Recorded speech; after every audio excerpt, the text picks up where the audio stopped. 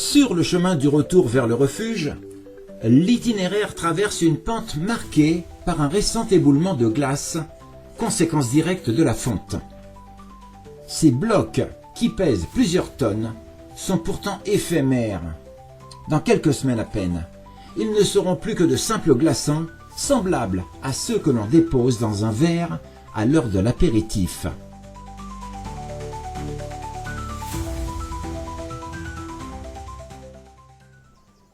Des roches karstiques au plissement de terrain, des éboulements massifs au ravinement des vallées, jusqu'au moindre percement naturel dans la roche, tout dans ces montagnes nous raconte ici les métamorphoses ininterrompues de la Terre depuis la naissance des continents et l'émergence des reliefs. Pourtant, il y a 4 milliards d'années, ce lieu n'était que silence marin recouvert par les profondeurs océaniques.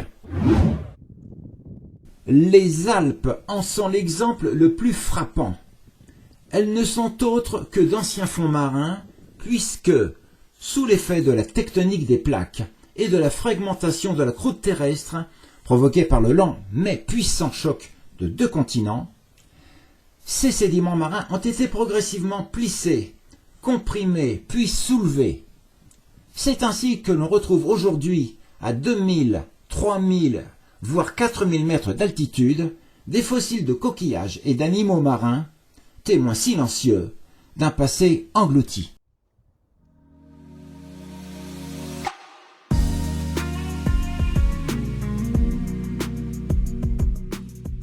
Au 3e jour de la randonnée, et en direction de la descente, le sentier serpente au pied de la cascade des Avoudrues, qui puise son eau dans les sources jaillissantes de la chaîne des Avoudrues, perchée à l'aplomb de celle-ci. Ce qui rend cette cascade unique et originale, c'est qu'elle s'est frayé un chemin au sein d'un spectaculaire plissement de terrain. Ce plissement de terrain est un véritable livre d'histoire préhistorique à ciel ouvert. Il révèle distinctement les différentes couches de sédiments marins primaires, appelées couches stratigraphiques, qui se sont déposées à des époques successives. Chacune de ces couches est séparée par une fine couche de vide, témoignant d'une interruption temporaire de la sédimentation avant le début d'un nouveau cycle.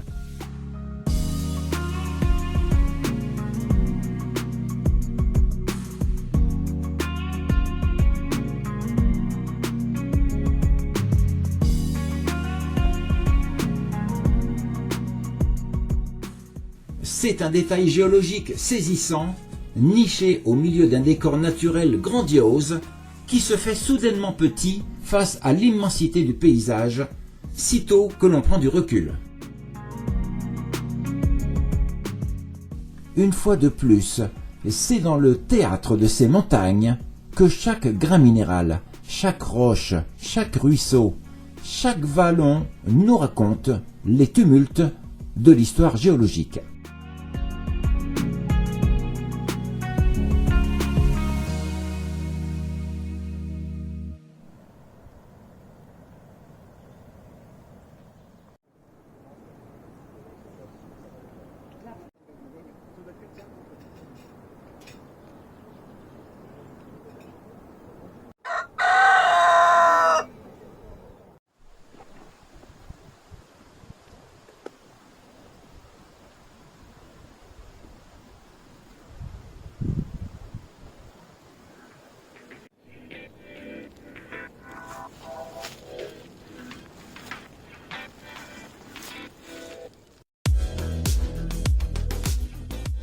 Dans un futur lointain, l'érosion aura lentement laminé ces hautes montagnes, les transformant en une mer de collines ondulées, s'étendant à perte de vue, à l'image des paysages adoucis de l'Ouest américain, témoins d'un relief ancien, usé par les siècles et millénaires.